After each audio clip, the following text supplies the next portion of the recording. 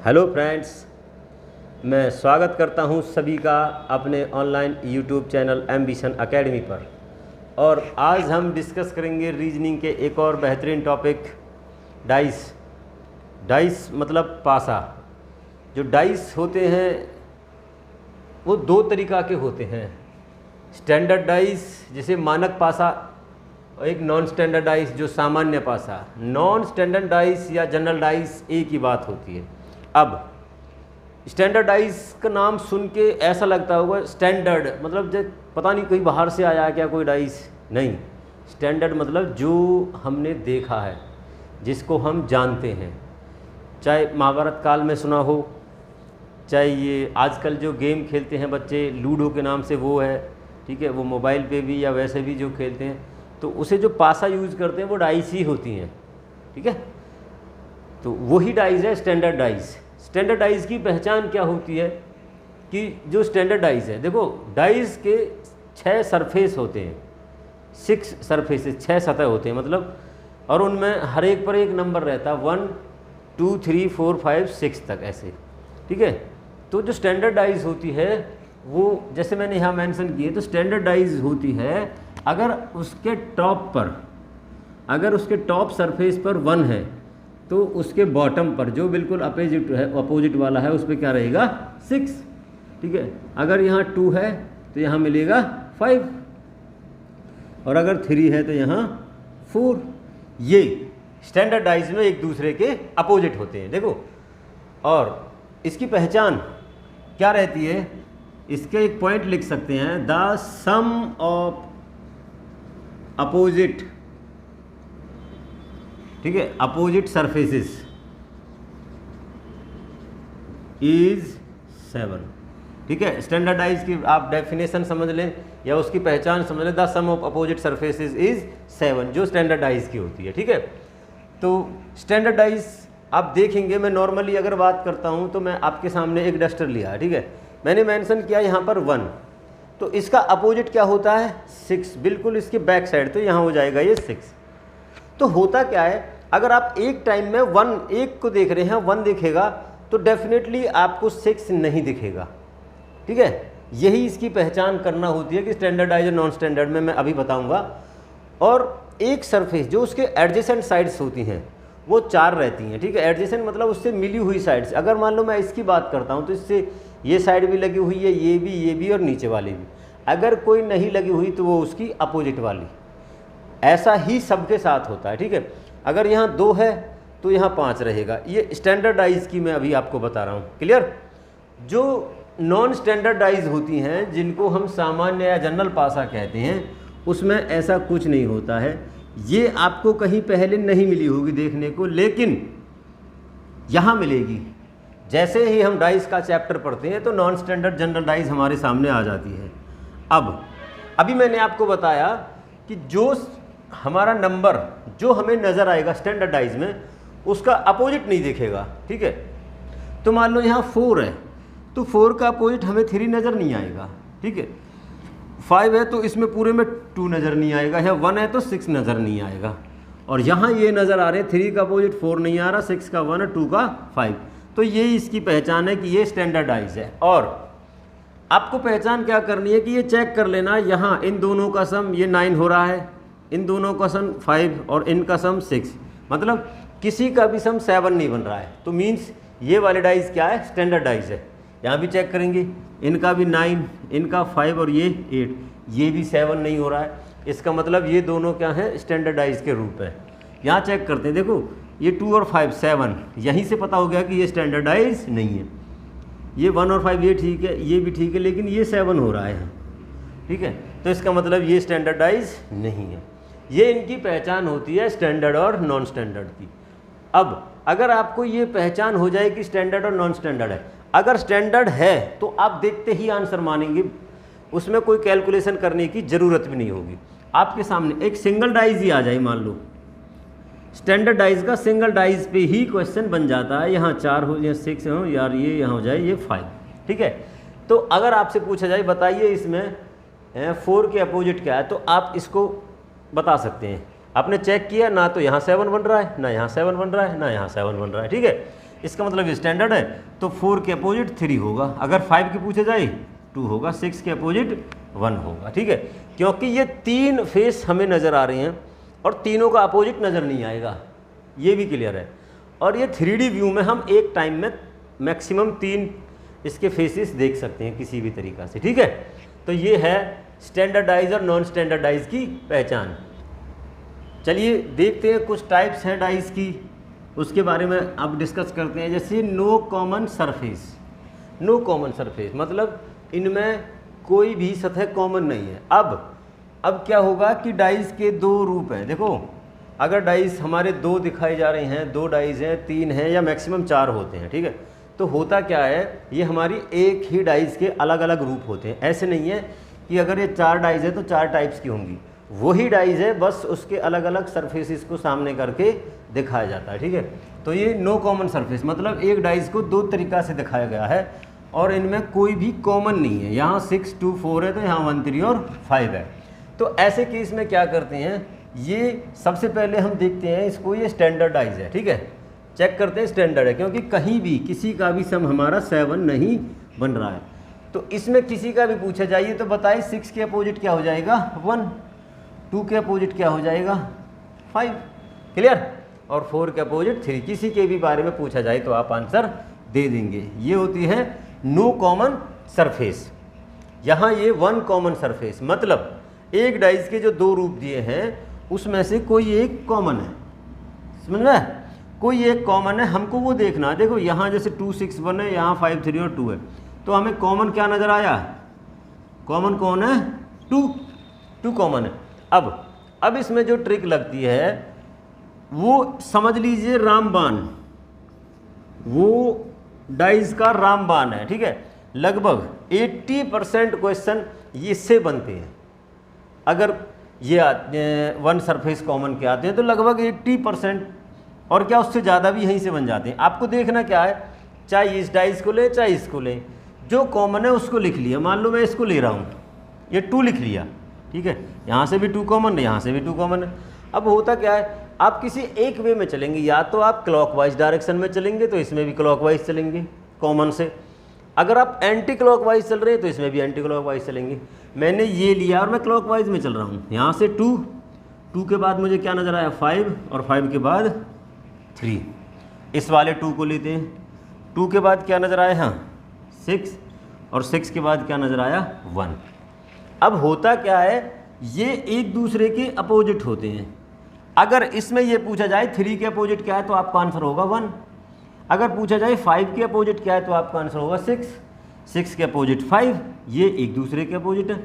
अब ये एक दूसरे के अपोजिट नहीं है क्योंकि ये भी 2 है ये भी 2 है। ठीक है, तो इसका मतलब है अगर पूछा जाए कि 2 को अपोजिट क्या होता है, अब उससे पहले एक बात समझिए। देखो डाइज में ये 6 ही तो नंबर होते हैं, इसके अलावा तो कुछ होता नहीं है। अगर इनके अलावा क्वेश्चन आएगा तो वो भी ABCD में आएगा, तो वो भी आपके 6 रहेंगे। सिंबल्स भी हो सकते हैं, ठीक है, कुछ भी हो सकते हैं, वो भी आपके क्या रहेंगे 6 ही रहेंगे। रंग भी पूछा जाता है, कोई भी रंग के बारे में पूछ लेते हैं, जैसे ये आपका लाल हो जाए, हरा हो जाए, जो भी है, तो वो 6, क्योंकि जब सरफेस ही 6 हैं तो उनके बारे में ही होगा। ठीक है, और सब में यही रामबाण लगेगा। आपको क्या कॉमन पिक करना है जिनमें एक कॉमन होगा। अच्छा एक और बात, इनके अलावा अगर 2 3 हो डाइस या 4 हों तब भी आपको क्या करना, कोई 2 देखनी है। ठीक है, कोई 2 चेक करनी है, उनमें देखना है कि उन दोनों में एक कॉमन क्या है, उन्हीं 2 डाइस के लेकर के आपको ये बना लेना है। ठीक है, और यहीं से वो 4 डाइस का मतलब एक ही हो जाएगा। अब किसी के बारे में पूछें, अब देखो किसी के बारे में पूछें आंसर हो जाएगा उसको। देखो इसको देखते हैं, इसमें आपको क्या नज़र आ रहा है, देखो दोनों जगह 2 नज़र आ रहा है, 2 के साथ आपको 3 भी नज़र आ रहा है, 5 भी नज़र आ रहा है, 2 के साथ 1 भी नज़र आ रहा है और 6 भी नज़र आ रहा है। ये 6 नंबर ही तो होते हैं। आपको कितने देखे 1 2 3 4 5 नज़र आ रहे हैं, क्या नज़र नहीं आ रहा है इसमें, देखो नज़र नहीं आ रहा है तो वो है 4। क्यों नहीं आ रहा है, मैंने अभी बताया था कि जो अपोजिट वाला होगा वो कभी भी नज़र नहीं आएगा। इन दोनों में 2 नज़र आ रहा है तो क्या नज़र नहीं आ रहा 4, तो 2 जो है उसका अपोजिट क्या हो जाएगा 4। अगर आपसे पूछे कि बताइए टॉप पर 4 है तो उसके अपोजिट क्या, आप आंसर दे देंगे 2, ये नहीं सोचेंगे 4 तो दिखाया ही नहीं है, नहीं दिखाया तो आपको रामबाण लगाना है और आंसर दे देना है, ठीक है। कुछ भी पूछें तो 1 कॉमन सरफेस में 2 डाइज हो, 3 हो या 4 हो, ठीक है। उनमें से कोई 2 ऐसी पिक करनी है जिनके अंदर केवल एक ही कॉमन है, कोई एक, ठीक है, नंबर कॉमन है, उसी को आप पिक करके क्वेश्चन सॉल्व करेंगे। ये हो जाएगा 2 सरफेस कॉमन, ठीक है।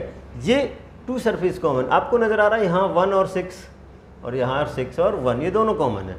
इसका होता क्या है कि इसके अंदर जो रह जाता है वो एक दूसरे के अपोजिट होता है, ये सीधा सा लगाना है। जिनमें 2 सरफेस कॉमन होते हैं, 2 सतह कॉमन होते हैं, यहाँ 1 और 6 कॉमन है, तो पूछा जाए 5 के अपोजिट 3 और 3 के अपोजिट 5। ज़्यादातर क्वेश्चन तो ये पूछा जाता है, लेकिन कई बार अगर इसमें पूछे 1 के अपोजिट क्या होगा, 1 के अपोजिट, अब फिक्स नहीं, देखो आपको 1 के साथ क्या क्या नज़र आ रहा है, 1 के साथ आपको 5 भी नज़र आ रहा है, 6 भी नज़र आ रहा है और 1 के साथ 3 भी नज़र आ रहा है। कौन नज़र नहीं आ रहा, 2 और 4। तो इसका ऑप्शन ये रहेगा, 1 का अपोजिट या तो 2 है या 4 है। ऐसे ही अगर 6 का पूछा जाए तो सेम आंसर रहेगा 6 के बारे में भी, 6 के लिए भी 2 या 4 आंसर होगा। फिक्स नहीं है कि 2 है या 4 है, ठीक है, क्योंकि 1 और 6 एक साथ नज़र आ रही हैं दोनों में, तो नज़र नहीं आ रहा 2 और 4। अगर पूछा जाए 5 के अपोजिट 3 होगा, 3 के अपोजिट 5 होगा, ये सीधा आंसर है। तो no common surface, 1 common surface और 2 कॉमन सरफेस आपको समझ आए होंगे। अब देखिए डाइज फोल्डिंग, ठीक है। यहाँ ये कुछ जो डाइज के खुले हुए रूप आपको नज़र आएंगे, इनसे क्वेश्चन बनता है कि अगर ये हैं, ये जो खुले हुए रूप हैं, इनको फोल्ड करें तो कौन सी डाइज बनेगी, वो ऑप्शन 2 या 3 जो भी होंगे उनमें से आपको देखना रहता है। अब समझो, पहले इनका पता होना चाहिए कि कौन सा किसके अपोजिट होता है। आपको क्या करना है, एक छोड़कर कि एक ये लिख लेना है, जो ये 1 है इसका अपोजिट हो जाएगा इसमें 5, 3 का अपोजिट हो जाएगा यहाँ ये 6 और 2 का हो जाएगा 4। अब जब ये आप इनको कुछ इस तरीक़ा से लिख रहे हैं कि 1/5 लिख लेना बेशक, या 3/6 लिख लेना और ये 2/4 लिख लेना, ठीक है। इसमें से होता क्या है कि जब आपके सामने ये 4 ऑप्शन होंगे, ठीक है, तो जो डाइज एक दूसरे के अपोजिट है, ठीक है, जो डाइज का सरफेस, मान लो ये 3 ले लिया मैंने, अगर इसमें ऐसा लिखा हो ये 1 है, 5 है और यहाँ ये लिख लेते हैं 2, ये 3 लिख लिया, ये 4 है, यहाँ 6, या 1 या 3 या 2, ऐसा बोला जाता है कि बताइए इस वाले पोर्शन, इस ये फोल्ड हुई डाइज को अगर हम खुली हुई डाइज को फोल्ड करते हैं तो इनमें से कौन सा ऑप्शन बनेगा। आपने देख लेना है कि ये जो अपोजिट है वो क्या, 1 के अपोजिट 5 है, ये एक साथ नज़र नहीं आने चाहिए। 3 के अपोजिट 6 है, ये एक साथ नज़र नहीं आने चाहिए। 2 के अपोजिट 4 है, ये एक साथ नज़र नहीं आने चाहिए। देखा, जैसे यहाँ देखा 1 और 5 है, देखते ही आपको मार देना नहीं, ये डाइज नहीं बनेगी। 3 और 6 नज़र आ रहे हैं तो नहीं बनेगी, तो आपका आंसर क्या हो जाएगा, ये 3 में 4 हो तब भी सेम ही तरीका है। बस आपको पता होना चाहिए कि कौन सा किसके अपोजिट है। देखो आपको क्या करना है, ये एक छोड़ करके एक ले लेना है। अगर इस तरीका का हो तो आप कहेंगे 2 के अपोजिट क्या है, 4, और यहाँ से ये 3 के अपोजिट क्या हो जाएगा, 5। अब बचे हुए जो 1 और 6 है वो एक दूसरे के अपोजिट होते हैं, ठीक है। ऐसे ही यहाँ देखो, यहाँ 1 के अपोजिट क्या हो जाएगा, ये 4, 3 के अपोजिट क्या हो जाएगा, 5। अब ये 2 और 6 जो बचे हुए ये एक दूसरे के अपोजिट है। क्लियर। इसमें भी ये क्या होता है, ये 1 और 3 एक दूसरे के अपोजिट है और यहाँ से 4 और 6 एक दूसरे का अपोजिट है। बचे हुए क्या, 2 और 5 ये एक दूसरे के अपोजिट होते हैं। क्लियर। इसमें ये होता है जो 1 है वो 5 के अपोजिट है, ठीक है। 2 और 4 एक दूसरे के अपोजिट है, ठीक है। जो 3 है, 3 के अपोजिट क्या होगा, अब ये जो छोटे छोटे पोर्शन है इनको ना एक पूरा एक सरफेस बनेगा ऐसे, और उसमें ना यहाँ से ये आपको प्लस नज़र आएगा और ये आपको यहाँ मल्टीप्लाई, इधर से माइनस और इधर से इक्वल टू का जो साइन है, तो ये 3 के अपोजिट ये बनेंगे। इस तरीक़ा के कुछ डाइज आती हैं जिनको हम फोल्ड करके एक डाइज बनाते हैं और चेक करते हैं, पूछते हैं कि कौन सी बन सकती है। और कई बार 3 ऐसी होंगी जो बन सकती हैं, एक होगी जो नहीं बन सकती। उसको पूछ लेते हैं कि कौन सी नहीं बन सकती है। चलिए देखिए, ये 2-3 क्वेश्चन है, इनसे आपको बहुत कुछ आसानी होगी डाइस में। जो पीछे समझाया उसको ये देखने के लिए कि जो अभी समझाया उस पर कैसे क्वेश्चंस करते हैं। जैसे मैंने एक क्वेश्चन फोल्डिंग का ले लिया, इसमें ये बताना है कि जो एक बिंदु है उसके विपरीत क्या है, और ये मैंने एक अपने सिंबल वाला भी ले लिया, समझना। देखो हम इसकी बात करते हैं। मैंने अभी बताया जैसे ये एक को छोड़ करके लिखा तो आपने लिख ला F/B, ये एक दूसरे का अपोजिट है। यहाँ से नज़र आया E और C, E और C भी एक दूसरे के अपोजिट है। बचा हुआ क्या, A और B। ये अब इनमें से जो F और B जिसमें नज़र आया, मतलब वो अपोजिट वाला एक साथ नज़र आ रहा है, तो वो फोल्डिंग करने पर डाइस नहीं बनेगी। अगर EC भी नज़र आ रहा है तो भी नहीं, और A और D भी नज़र आ रहा है तो भी नहीं। देखो सबसे पहले में देख रहे हैं आप FB और B नज़र बनेगी, आप इसे काट देंगे, दोनों मिल गए अपोजिट वाले। हम इसमें चेक करते हैं, देखो इसमें E और C नज़र आ रहा है, इसमें चेक करते हैं F, E और D। इसका F नज़र आ रहा है, इसका E और यहाँ से D, तो इसके चांस है। इसको भी देख लेते हैं। इसमें क्या नज़र आ रहा है आपको, A और D नज़र आ रहे हैं, तो इसको भी। तो बचा क्या आपका ये वाला आंसर, ठीक है, ऑप्शन। बस अगर आप क्वेश्चन करते करते आपके 3 नेगलेक्ट हो जाएं तो चौथे में ये देखने की भी ज़रूरत नहीं है कि क्या वो बन भी रहा है, क्योंकि आप 3 पे श्योर नहीं है तो एक तो ऑप्शन रहेगा ही, ठीक है। चलिए अगले क्वेश्चन पे।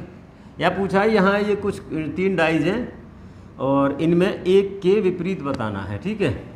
तो आपको क्या वही रामबाण लगा लेना, देखना है कि कोई 2 डाइज में से कौन सा एक ऐसा कॉमन है। जैसे मान लो यहाँ 3 है, कोई नहीं, यहाँ 1 है, यहाँ भी 1 है, लेकिन यहाँ 2 है, यहाँ भी 2 है, मतलब हमें सिर्फ एक कॉमन देखना है। तो यहाँ तो 2 कॉमन है इन दोनों के बीच में। अगर हम इन दोनों की बात करते हैं, ठीक है, इन दोनों को देख लेते हैं पहले के साथ तीसरे को। यहाँ 3 है, वहाँ नहीं, यहाँ 1 है, वहाँ नहीं, यहाँ 2 है, यहाँ 2 है, ठीक है, ये चल जाएगा, ठीक है। यहाँ 2 है, यहाँ 2 है, तो हमने क्या 2 डॉट वाले कॉमन लिए। 2 के बाद हम इसको ले रहे हैं, और क्लॉकवाइज में 2 के बाद हमें क्या नज़र आया 3, और 3 के बाद 1। इसमें 2 के बाद क्या नज़र आया आपको 5, और 5 के बाद क्या नज़र आया 6। तो हमारी समझ में आ गया जो हमारा एक डॉट है उसके अपोजिट क्या है, हमारा 6 है, ठीक है। अगर कन्फ्यूजन है तो देखो और भी समझो, डिटेल में समझ लो इसको। ये ट्रिक तो लगाई दी, अब भी समझो। ये 1 के साथ 2 भी नज़र आ रहा है, 3 भी नज़र आ रहा है, 1 के साथ 2 और 5, मतलब जो 1 के साथ 2 नज़र आ रहा है 3 और 5, ठीक है। अब रह कौन से गए 4 और 6, ठीक है। अब 4 किसके अपोजिट है, जो दोनों में है, मतलब 2 के अपोजिट 4 और तो 1 के अपोजिट क्या आ जाएगा 6। अब ये वाला क्वेश्चन देख लेते हैं। देखो बहुत अच्छा है, ऐसा क्वेश्चन अक्सर आ जाता है, ठीक है। समझो, इसमें कह रहा है कि जो ये डॉट है, डॉट के अपोजिट कौन सा होगा, इसके विपरीत कौन सा होगा। हमने फिर से वही चेक करना है जिनमें कोई एक कॉमन हो। इन दोनों को लेंगे तो यहाँ डॉट है, प्लस है, डॉट है, प्लस है, नहीं हो सकता, ठीक है। इन दोनों के बीच में भी चेक कर सकती हैं, इनमें क्या है, यहाँ डॉट है, यहाँ डॉट है, यहाँ प्लस है, तो ये हो सकता है। मान लो हमने डॉट को ही ले लिया, यहाँ पे ले लेते हैं। हम इस बार डाइस को देख रहे हैं तो डाइस के इसके क्लॉकवाइज चलेंगे तो डॉट के बाद आ रहा प्लस, और प्लस के बाद क्या आया नज़र ट्रायंगल। यहाँ डॉट के बाद क्या नज़र आ रहा है आपको स्क्वायर, और स्क्वायर के बाद स्टार। अब देखो अब क्या है, आप देख रहे होंगे ना हमारे सामने 5 ही सिंबल रह गए हैं। अब इसके अकॉर्डिंग तो 5 है। अब वो चीज़ हमें ऑप्शन में नज़र आएगी कि छठवा क्या हो सकता है। देखो हमें पता है कि प्लस के अपोजिट क्या है स्क्वायर, ट्रायंगल के अपोजिट क्या है स्टार, तो डॉट के अपोजिट ना तो प्लस होना ना स्टार होना ट्रायंगल, तो ऑप्शन क्या बचा 5, ठीक है। तो इस तरीक़ा से ये डाइस के क्वेश्चंस जो पासा है कर लेंगे। आई होप कि ये वीडियो आपको जो मैंने डाइस पे बनाई है ये आई समझ भी आई होगी। आप हमारी वीडियो लाइक करें, शेयर करें और कमेंट ज़रूर करते रहिएगा, ठीक है।